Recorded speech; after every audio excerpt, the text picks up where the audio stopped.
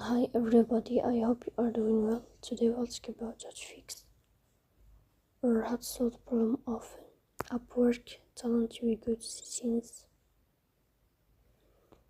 Here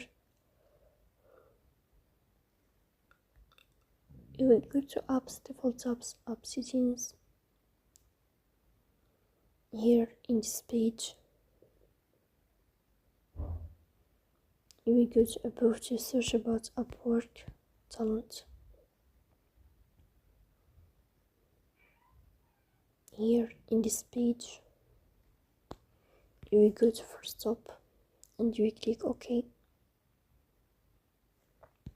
Then you will enter the storage.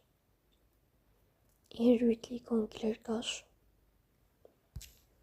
In the end you will turn off your phone and you will wait a moment to restart your phone again to fix that problem.